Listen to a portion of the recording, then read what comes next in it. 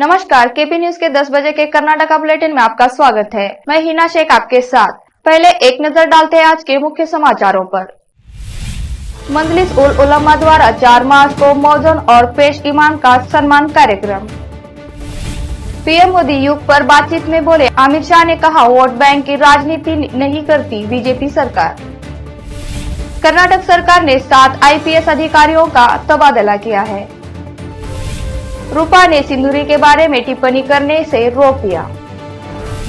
गृह मंत्री का कहना है कि पिछले 9 वर्षों में राजनीति विशेष अधिकार से क्षमता में बदल गई है।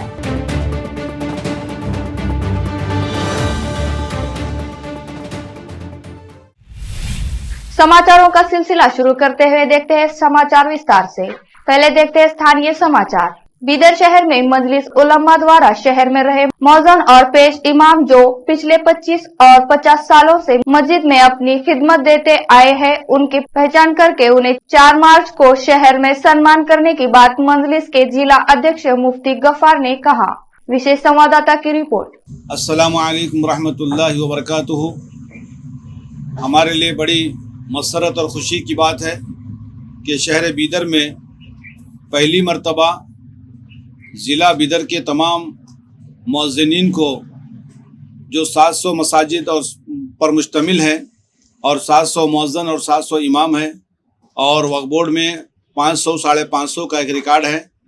उन तमाम मुअज़्ज़िनीन में हमने सारे ज़िले के मसाजिद पर गौर किया और वहाँ से तमाम मुअज़्ज़िनीन को तलाश किया तो हमें 25 मुअज़्ज़िन ऐसे मिले कि जो 25 साल से एक ही मस्जिद में अज़ान दे रहे हैं और 2-3 मुअज़्ज़िन ऐसे मिले जो मस्जिद में 50 साल से 52 साल से अज़ान दे रहे हैं। मुस्तकिल जो है ये अल्लाह के बंदे अल्लाह के घर को पकड़े हुए हैं और मुस्तकिल अपनी ज़िंदगी का एक बड़ा हिस्सा जो है अल्लाह के बंदों को बुलाने में लगा दिए।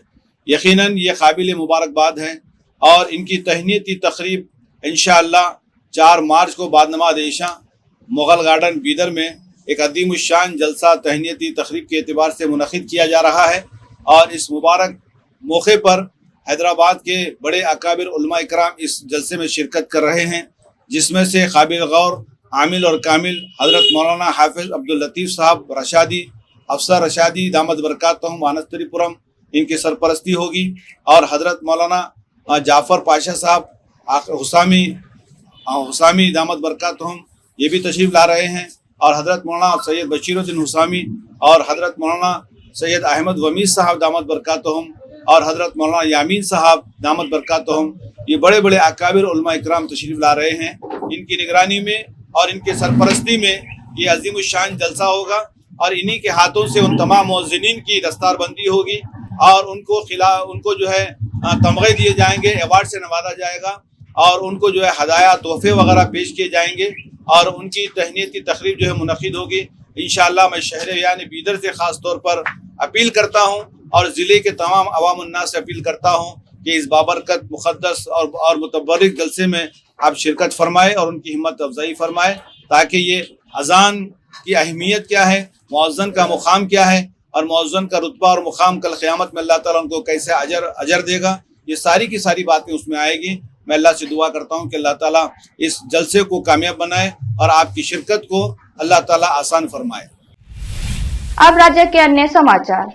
बीजापुर शहर के wisdom India school of Hashim का वार्षिक दिवस आज आयोजित किया गया। शहर के बाहरी क्षेत्र में स्थित इस स्कूल का वार्षिक कार्यक्रम के मुख्य अतिथि के रूप में कांग्रेस नेता हामिद मुशर्रफ रहे। कार्यक्रम की शुरुआत खीरत और नात से की गई। कार्यक्रम में स्कूल के छात्र छात्राओं ने दीनी कार्यक्रमों के साथ साथ सांस्कृतिक कार्यक्रम भी पेश किए, जिसमें नन्ही छात्रा जायरा जरीन की टीम द्वारा पेश कार्यक्रम आकर्षित रहा। इस अवसर पर शिक्षण संस्था के अध्यक्ष तनीवीर पीरा सहित अन्य मंच पर उपस्थित थे। बीजापुर से विशेष संवाददाता की रिपोर्ट।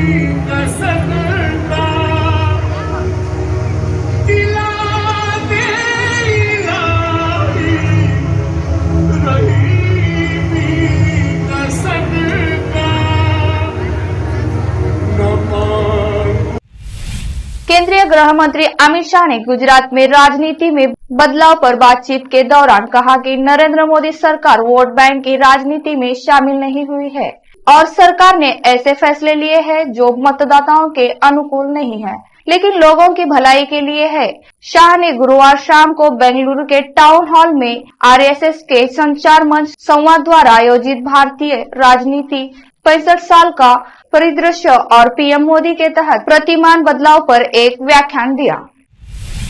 कर्नाटक सरकार ने गुरुवार को 7 शीर्ष पुलिस अधिकारियों का तबादला कर दिया। राज्य सरकार की अधिसूचना के अनुसार वे हैं उप महानिरीक्षक और पुलिस आयुक्त मंगलुरु शहर एन शशि कुमार 2007 बैच के भारतीय पुलिस सेवा आईपीएस अधिकारी को तत्काल प्रभाव से पुलिस उप महानिरीक्षक रेलवे के रूप में स्थानांतरित कर दिया है। 2011 बैच के आईपीएस अधिकारी कुलदीप कुमार आर जैन ने मंगलुरु शहर के पुलिस आयुक्त के रूप में एन शशि कुमार की जगह ली। जैन को पुलिस उपायुक्त ट्रैफिक वेस्ट डिवीजन बेंगलुरु शहर के पद पर तैनात किया गया था। 2013 बैच के आईपीएस पुलिस अधीक्षक वायरलेस बेंगलुरु के डेक्का किशोर बाबू का तबादला कर उन्हें रिक्त पद पर पुलिस अधीक्षक खुफिया के पद पर लगाया जाता है। कोनावामी कृष्णा 2014 बैच के आईपीएस कमांडेंट पहली बटालियन कर्नाटक राज्य रिजर्व पुलिस बैंगलोर को पुलिस अधीक्षक वायरलेस बेंगलुरु के समवर्ती प्रभाव में तत्काल प्रभाव से डेक्का किशोर बाबू आईपीएस स्थानांतरित कर दिया गया है। पुलिस उपायुक्त सिटी आर्म रिजर्व मुख्यालय Bengaluru city Mohammad MS 2014 batch की आईपीएस अधिकारी को एक नए सृजित पद पर पुलिस उपायुक्त ट्रैफिक साउथ बेंगलुरु सिटी के रूप में स्थानांतरित किया गया है। पुलिस अधीक्षक कोपल अरुणांगशु गिरी 2015 बैच के आईपीएस का तबादला कर उन्हें पुलिस उपायुक्त सिटी आर्म रिजर्व मुख्यालय बेंगलुरु सिटी के पद पर तैनात किया जाता है। पुलिस अधीक्षक कर्नाटक लोकायुक्त बेलगावी यशोदा वंटागोडी 2015 बैच की आईपीएस को अगले आदेश तक पुलिस अधीक्षक कोपल के रूप में स्थानांतरित और तैनात किया जाता है। यहाँ पर रोकते हैं समाचारों का सिलसिला, जल्द लौटते हैं ब्रेक के बाद। हिंदुस्तान के हर कोने में हम हैं मौजूद। 24 घंटे हालात पर गहरी नजर, खबरों से जुड़े चुपते सवालात और आपको दिखाता है धार्मिक, सामाजिक, राजनीतिक, लोकल और इंटरनेशनल न्यूज की सबसे बेहतर कवरेज जो आपको रखती है हर पल बाखबर। देश और दुनिया भर की खबर के लिए देखते रहें KP news 24/7। Noor education trust Bidar की ओर से चलाए जाने वाला Noor MEd and BEd college Bidar, recognised by NCTE Delhi and affiliated to Gulbarga University, Gulbarga. Admission are open for the academic year 2022-23. विशेषज्ञ और सक्षम शिक्षकों द्वारा शिक्षा प्राप्त करने के लिए नूर एमएड एंड बीएड कॉलेज में दाखिला लें और शांत वातावरण में शिक्षा प्राप्त करें। बीदर शहर में बेहतर शिक्षा का एकमात्र केंद्र Noor MEd and BEd college, Shahpur gate, Bidar. Phone numbers 9945283920 8482221297। Break के बाद आपका स्वागत है। आईएएस अधिकारी रोहिणी सिंधूरी को राहत देते हुए शहर की एक अदालत ने एक अंतरिम आदेश जारी कर आईपीएस अधिकारी रूपा डी मौदगिल पर उनके खिलाफ कोई भी अपमानजनक टिप्पणी करने से रोक लगा दी है। कोर्ट ने आईजीपी रैंक के अधिकारी को 7 मार्च से पहले आपत्ति दर्ज कराने का नोटिस भी जारी किया है। रूपा द्वारा सार्वजनिक क्षेत्र में उनके खिलाफ आरोप लगाए जाने के बाद आईएएस अधिकारी ने बुधवार को शहर की सिविल और सत्र अदालत का दरवाजा खटखटाया था। आईपीएस अधिकारी को उनके खिलाफ आरोप नहीं लगाने का निर्देश देने की मांग की थी। कोर्ट ने अंतरिम आदेश गुरुवार तक के लिए सुरक्षित रख लिया था। जब मामला सुनवाई के लिए आया तो अदालत ने एक अंतरिम आदेश जारी कर रूपा को याचिकाकर्ता के खिलाफ कोई भी टिप्पणी या आरोप लगाने से रोक दिया। अदालत ने सुनवाई 7 मार्च तक स्थगित करते हुए सुनवाई की अगली तारीख से पहले आपत्ति दर्ज कराने के लिए प्रतिवादी को नोटिस जारी करने का भी आदेश दिया। रूपा ने सोशल मीडिया पर कहा, मैं आप सभी को बताना चाहूंगी कि मैं माननीय न्यायालय की बहुत आभारी हूँ कि उन्होंने एक तरफा आदेश पारित नहीं करते हुए मुझे अपनी बात सुनने का अवसर दिया। मैं माननीय न्यायालय के समक्ष अपनी प्रार्थना और प्रस्तुतियां प्रस्तुत करूंगी।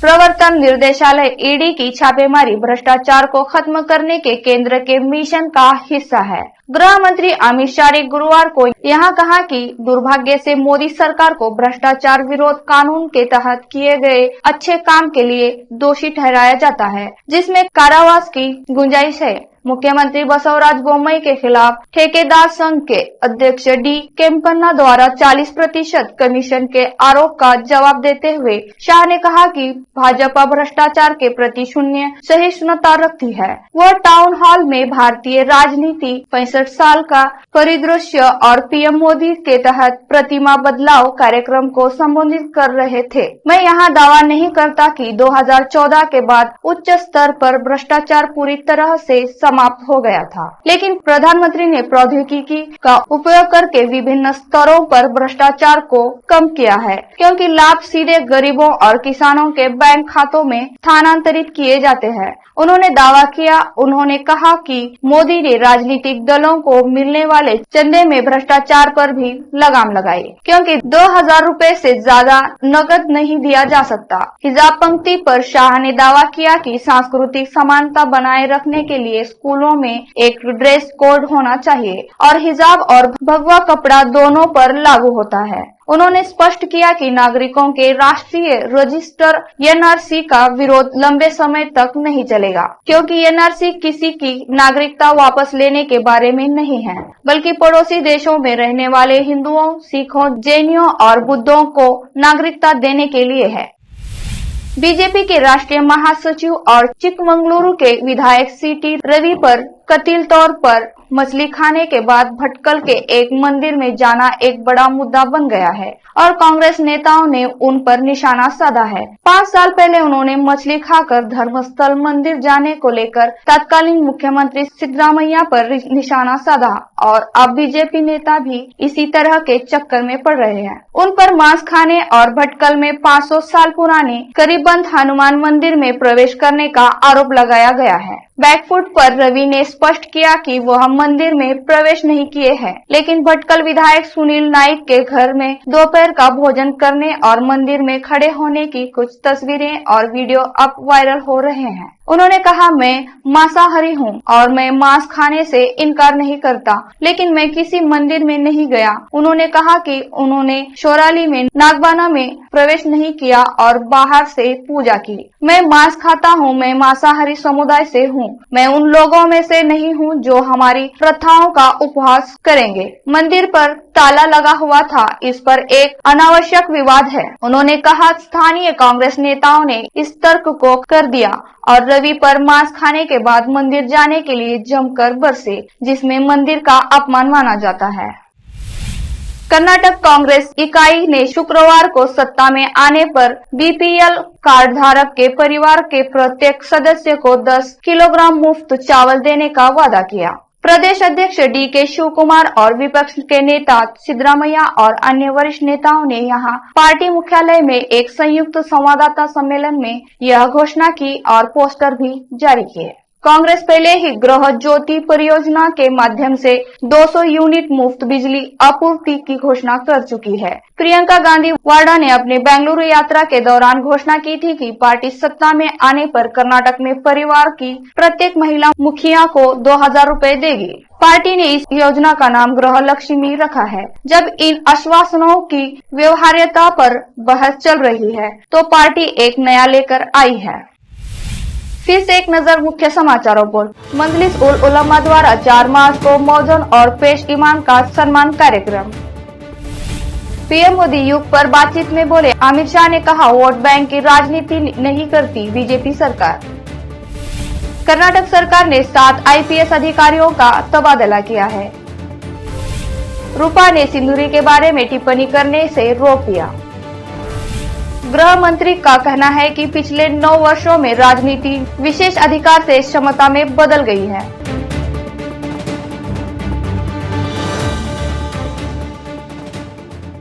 केपी न्यूज के कर्नाटका के बुलेटिन में आज इतना ही। अन्य समाचारों के लिए जुड़े रहे हमारे चैनल से। धन्यवाद।